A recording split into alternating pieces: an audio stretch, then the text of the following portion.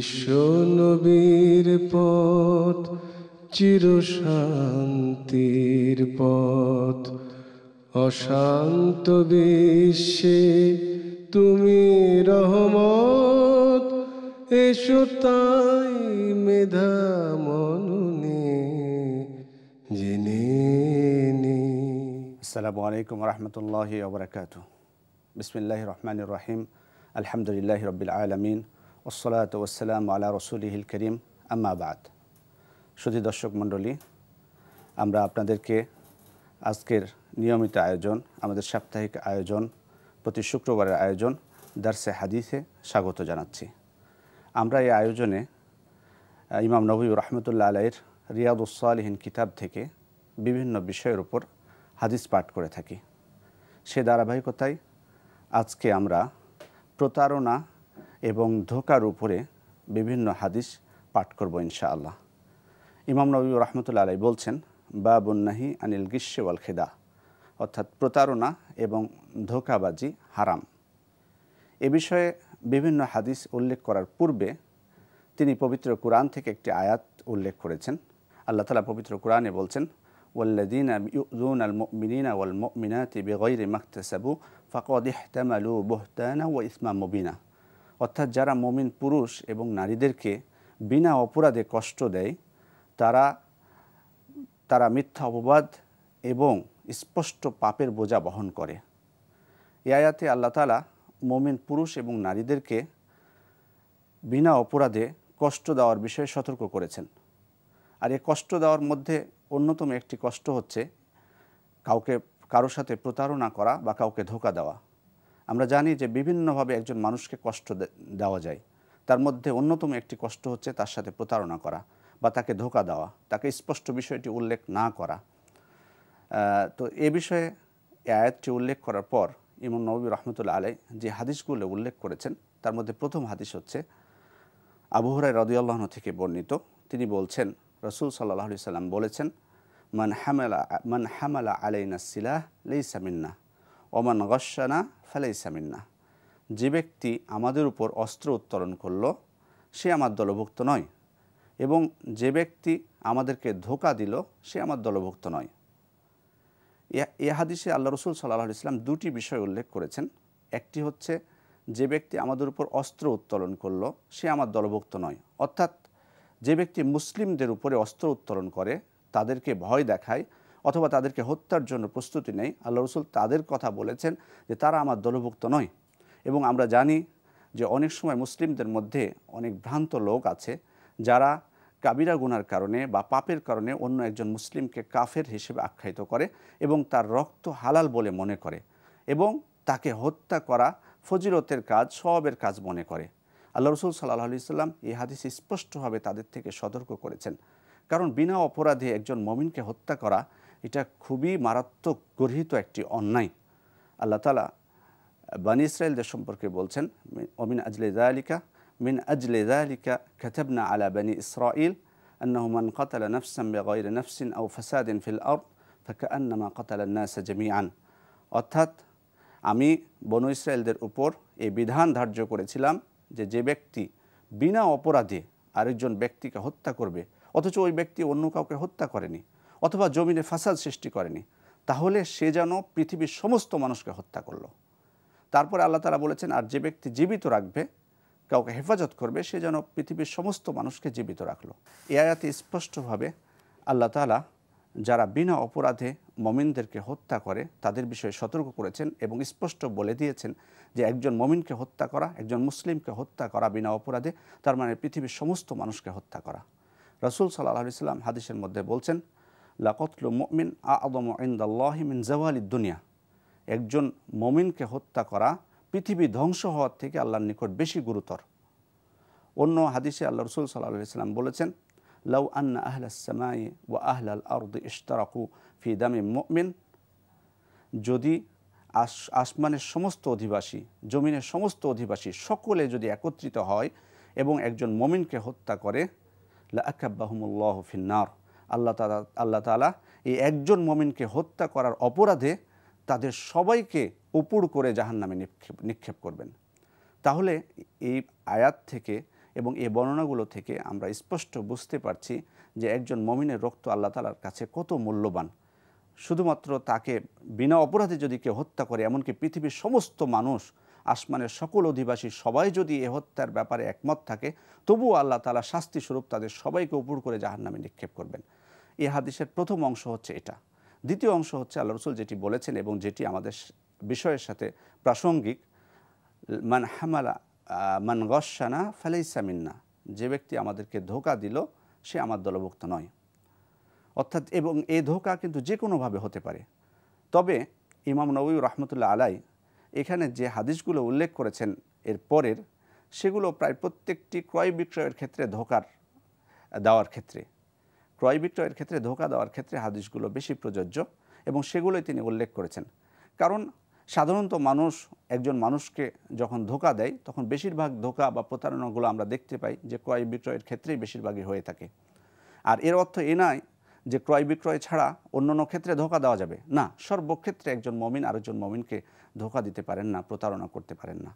যাই হোক, ইমাম নবী রাহমাতুল্লাহ আলাই এরপরে যে হাদিসটি উল্লেখ করেছেন সেটি হচ্ছেন আন্না রাসূলুল্লাহ সাল্লাল্লাহু আলাইহি সাল্লাম মাররা আলা সুবরাতি তাআম, আল্লাহ রসুল একদিন একটি খাদ্যশস্যের স্তূপের নিকট দিয়ে অতিক্রম করছিলেন। ফাআদখালা ইয়াদাহু ফিহা, আল্লাহ রসুল তখন এই খাদ্যশস্যের স্তূপের মধ্যে হাত ঢুকালেন। ফাআসাবাত আসাবিআহু ফানালাত আসাবিআহু বালালা, এরপর আল্লাহ রসুলের আঙ্গুলগুলো ভিজে গেল।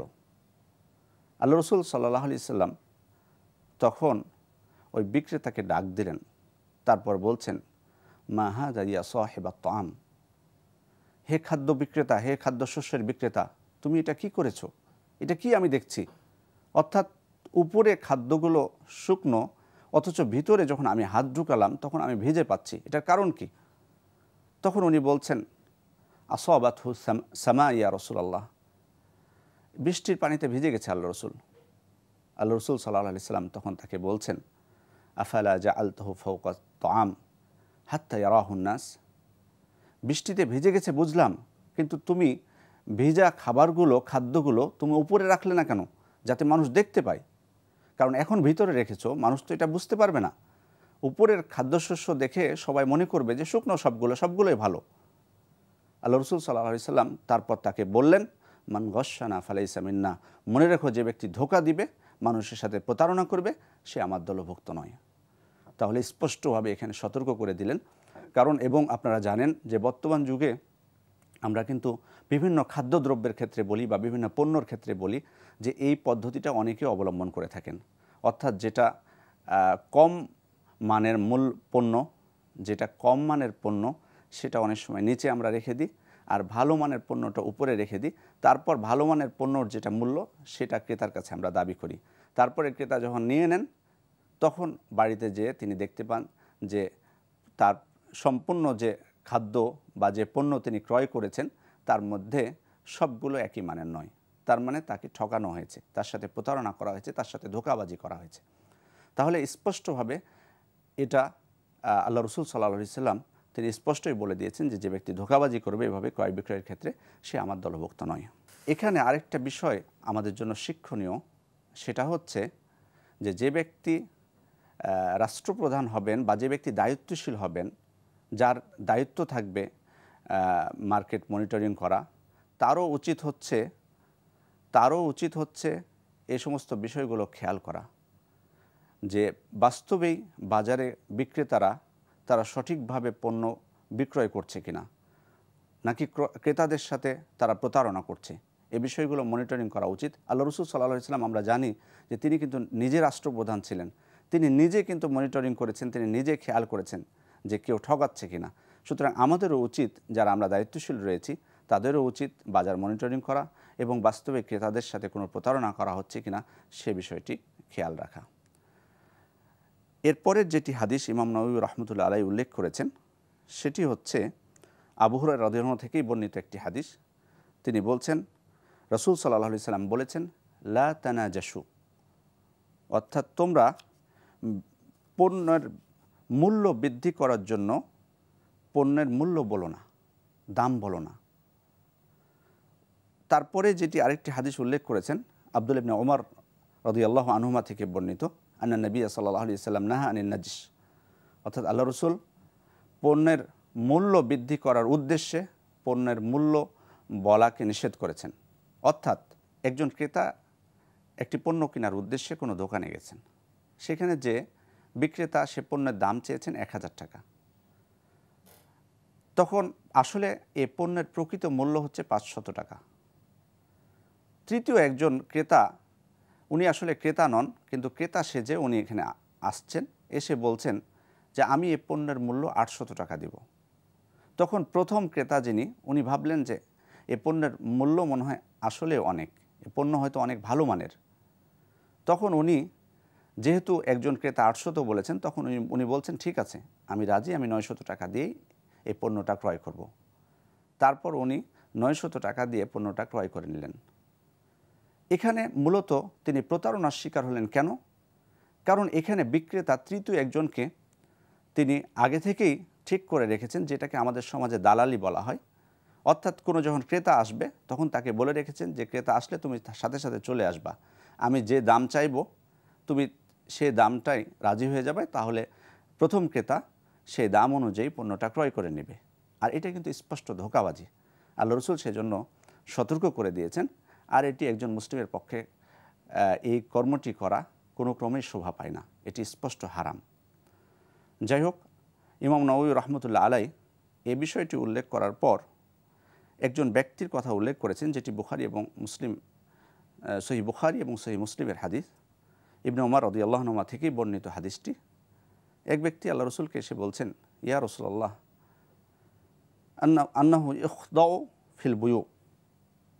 এক ব্যক্তি আল্লাহ রসুলকে এসে বলছেন যে আমি যখন ক্রয় করি আমি প্রতারণার শিকার হই, আমার সাথে ধোঁকাবাজি করা হয়, তো আমি কি করতে পারি? আল্লাহ রসুল সাল্লাল্লাহু আলাইহি ওয়াসাল্লাম তখন তাকে বললেন, মান বায়াতা ফাকুল লা খিলাবাহ। তুমি যখন কারো কাছ থেকে কোনো পণ্য ক্রয় করবে তখন তাকে বলবে যে আমার সাথে ধোঁকাবাজি করবেন না, এটা তাকে বলে দিবে, সতর্ক করে দিবে। এবং এর অর্থ অনেক উলামায়ে কেরাম বলছেন যে তুমি যদি এখন আমার সাথে প্রতারণা করো এবং যে পণ্য আমি কিনেছি সে পণ্যটা যদি সেই মানের না হয় অথবা পণ্যের মধ্যে কোনো ত্রুটি থাকে, তাহলে তুমি এই পণ্য ফেরত নিতে বাধ্য। এ লা খিলাবা বলতে এই বিষয়টি বোঝানো হয়েছে। আমাদের সমাজে আরও অনেকভাবে প্রতারণা করা হয় ক্রয় বিক্রয়ের মাধ্যমে। যেমনটি একটি হাদিসে আল্লাহ রসুল সাল্লাল্লাহু আলাইহি ওয়াসাল্লাম সতর্ক করেছেন। তিনি বলছেন, সালাসাতুন লা ইউকাল্লিমুহুমুল্লাহু ইয়াউমাল কিয়ামাতি ওয়ালা ইয়ানজুরু ইলাইহিম ওয়ালা ইউযাক্কিহিম।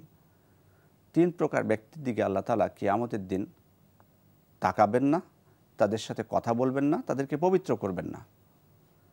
আল মুসবিল ওয়াল মান্নান ওয়াল মুনাফিক সিলআতাহু বিল হালিফিল কাযিব। এক প্রকার হচ্ছে যে ব্যক্তি টাকনুর নিচে কাপড় ঝুলিয়ে পড়ে, আরেক প্রকার হচ্ছে যারা দান করার পর খোঁটা দেয়, এবং তৃতীয় হচ্ছে যারা মিথ্যা শপথ করে পণ্য বিক্রয় করে, অর্থাৎ মিথ্যা কথা বলে পণ্য বিক্রয় করে। অনেক বিক্রেতাকে আপনি খেয়াল করবেন, আপনি যখন তার কাছ থেকে পণ্য ক্রয় করতে চাইবেন তখন সে একটা দাম চাইবে। আপনি যদি বলেন আপনি এত বেশি চাচ্ছেন কেন, তখন সাথে সাথে বলবে আল্লাহর কসম আমি এই পণ্যটা এত টাকা দিয়ে ক্রয় করেছি, বা এই পণ্যের মূল আমার ক্রয় মূল্য হচ্ছে এত টাকা। অথচ সে কিন্তু সত্য কথা বলছে না।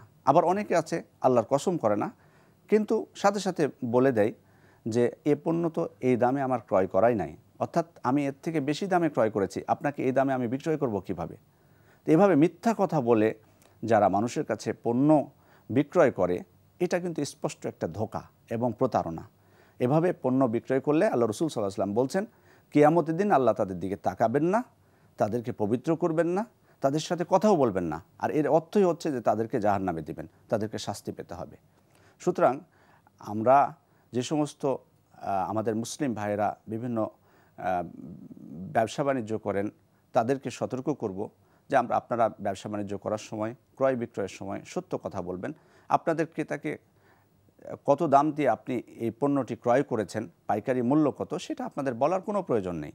বরং আপনি যদি যে দাম ক্রেতা বলছেন সেই দামে ক্রেতাকে আপনি দিতে পারেন তাহলে দিয়ে দিবেন, আর যদি সেটা সম্ভব না হয় আপনি বিক্রয় করবেন না তার কাছে। কিন্তু মিথ্যা কথা বলার, মিথ্যার আশ্রয় নেওয়ার কোনো প্রয়োজন নেই। সুতরাং আমাদের মুসলিম ভাইরা যেন এ বিষয়ে খেয়াল রাখেন, এটাই আমি অনুরোধ করব। প্রতারণা শুধুমাত্র ক্রয় বিক্রয়ের ক্ষেত্রে নয়, যেমনটি আপনাদেরকে প্রথমেই আমি বলেছিলাম, বরং যে কোনো ক্ষেত্রে প্রতারণা হতে পারে। এমনকি আল্লাহ রসুল সাল্লাল্লাহু আলাইহি সাল্লাম তিনি বাচ্চাদের সাথে প্রতারণা করতেও নিষেধ করেছেন। আব্দুল্লাহ ইবনে আমের রাদিয়াল্লাহু আনহু বলছেন, দাআতনি উম্মি ইয়াওমান ওয়া রাসূলুল্লাহ সাল্লাল্লাহু আলাইহি সাল্লাম কাঈদুন ফি বাইতিনা। আমাকে আমার মা একদিন ডাকলেন, ওই সময় আল্লাহ রসুল সাল্লাল্লাহু আলাইহি সাল্লাম আমাদের বাড়িতে উপবিষ্ট ছিলেন, বসা ছিলেন। তো আমার আম্মা আমাকে বললেন, হা তাআলাও ওয়াতিকা, আসো আমি তোমাকে কিছু দিব। এ কথা শোনার পর আল্লাহ রসুল সাল্লাল্লাহু আলাইহি সাল্লাম আমার মাকে বললেন, ওমা আরাদতি আন তুতি, তুমি তোমার ছেলেকে কি দিতে চাচ্ছ, কি জন্য তুমি ডাকছো? তো আমার মা তখন বললেন, উতিহি তামরান, আল্লাহ রসুল আমি তাকে খেজুর দিতে চাচ্ছি। আল্লাহ রসুল সাল্লাল্লাহু আলাইহি সাল্লাম এ কথা শোনার পর তাকে বললেন, আমা ইন্নাকি লাউলাম তুতিহি শাইআন কুতিবাত আলাইকি কিযবা, আমি তোমাকে সতর্ক করে দিচ্ছি, তুমি যদি তাকে বলার পর এ খেজুর না দিতে, তাহলে তোমার নামে একটা পাপ লিপিবদ্ধ করা হতো, একটা মিথ্যা লিপিবদ্ধ করা হতো। সুতরাং আমাদের মুসলিম ভাইরা অনেকে আমরা আছি বাচ্চাদেরকে মিথ্যা আশ্বাস দিই, এটা কিন্তু মোটেই উচিত না। অনেক সময় কান্নাকাটি করে, তখন আমরা তাদেরকে বলি যে তোমাকে আমি এটা কিনে দেব, কিন্তু আমার নিয়ত প্রথম থেকে যে আমি তাকে কিনে দিব না। তাহলে যখন আপনি তাকে কিনে দিবেন না, তখন কিন্তু সে বুঝতে পারবে যে আপনি তার সাথে প্রতারণা করেছেন, আপনি তাকে মিথ্যা কথা বলেছেন। তাহলে খেয়াল করুন যে একটা বাচ্চা ছেলে, তার সাথে যদি প্রতারণা করতে নিষেধ হয়, তাহলে যারা প্রাপ্তবয়স্ক মুসলিম ভাই, তাদের সাথে আমরা যারা প্রতি মুহূর্তে যারা প্রতারণা করছি, তাদের কত সতর্ক হওয়া উচিত। আর এখানে আরেকটা বিষয় আমি দর্শকদের উদ্দেশ্যে বলবো, যে কোনো বিষয় বাচ্চাদের সামনে যখন আপনি একটা মিথ্যা কথা বলবেন, তার সাথে যখন একটা মিথ্যা বললেন, সে কিন্তু শুধুমাত্র আপনার প্রতি খারাপ ধারণা পোষণ করবে না, বরং সে কিন্তু মিথ্যা কথা বলা শিখে নেবে আপনার থেকে। সে কারণে আমাদেরকে খুব সাবধান হওয়া উচিত। এমন কোনো আশ্বাস আমরা তাদেরকে দেব না যেটা আমরা পূর্ণ করতে পারবো না, কারণ এটা যদি আমরা পূর্ণ না করি, তাহলে সে এখান থেকে মিথ্যা কথা বলা শিখবে, আমার প্রতি তার খারাপ ধারণা হবে। সম্মানিত দর্শক মণ্ডলী, আমরা আমাদের আলোচনা থেকে যেটা স্পষ্ট হলো যে একজন মুসলিম তিনি তার জীবন চলার পথে কোনো অবস্থাতেই কারোর সাথে প্রতারণা করবেন না। পরিবারের কারোর সাথে প্রতারণা করবেন না, স্বামী তার স্ত্রীর সাথে প্রতারণা করবেন না, স্ত্রী তার স্বামীর সাথে প্রতারণা করবেন না, সাধারণ প্রতিবেশীর সাথে কেউ প্রতারণা করবে না, আত্মীয় স্বজন, এমনকি যে কোনো একজন মুসলিম ব্যক্তি, আমি যাকে চিনি বা না চিনি, কারোর সাথেই আমরা প্রতারণা করতে পারবো না, কারণ এটা স্পষ্ট হারাম। আজকে আমরা যদি একটা বিষয় খেয়াল করি, আল্লাহ তাআলা পবিত্র কোরআনে স্পষ্টই কিন্তু আমাদেরকে বলে দিয়েছেন, লা তাকুলু আমওয়ালাকুম বাইনাকুম বিল বাতিল, তোমরা একে অপরের সম্পদ অন্যায়ভাবে ভক্ষণ করো না। আজকে যদি আমরা ক্রয় বিক্রয় সহ যাবতীয় ক্ষেত্রে মুসলিমদের সাথে প্রতারণা করি এবং প্রতারণা করে কোনো অর্থ সম্পদ অর্জন করি, সে অর্থ সম্পদ কিন্তু আমাদের জন্য হালাল হবে না। আর আমরা সবাই জানি যে হালাল উপার্জন যদি আমাদের না হয়, তাহলে আল্লাহ রসুল স্পষ্টই বলে দিয়েছেন, লা ইয়াদখুলুল জান্নাতা জাসাদুন গুদিয়া বিল হারাম, হারাম ভক্ষণকারী শরীর কখনো জান্নাতে যাবে না এবং তার ইবাদতও কবুল হবে না। যে ব্যক্তি হারাম ভক্ষণ করে তার ইবাদত কবুল হবে না। হাদিসে স্পষ্টভাবে দোয়া কবুল না হওয়ার বিষয়টি এসেছে, স্পষ্টভাবে এসেছে যে দোয়া কবুল হয় না, আর দোয়া একটি ইবাদত। সুতরাং দোয়া যেমন কবুল হয় না, অন্য ইবাদতও কিন্তু কবুল হবে না। অতএব আসুন আমরা যে কোনো প্রকার প্রতারণা, ধোঁকাবাজি ত্যাগ করি এবং হালাল পন্থায় ব্যবসা বাণিজ্য করার চেষ্টা করি। আমাদের নিজের জীবনে সততাকে গ্রহণ করি, সত্য কথা বলি, মিথ্যা কথা পরিহার করি। ইনশাআল্লাহ আল্লাহ তাআলা আমার জীবনে বরকত দান করবেন। আপনাদের প্রতি এ উদাত্ত আহ্বান জানিয়ে আজকে আমাদের এই আলোচনা শেষ করছি। সুবহানাকা আল্লাহুম্মা ওয়া বিহামদিকা আশহাদু আল্লা ইলাহা ইল্লা আনতা আস্তাগফিরুকা ওয়া আতুবু ইলাইক। আসসালামু আলাইকুম ওয়া রাহমাতুল্লাহি ওয়া বারাকাতুহু। বিশ্ব নবীর পথ চিরশান্তির পথ, অশান্ত বিশ্বে তুমি রহ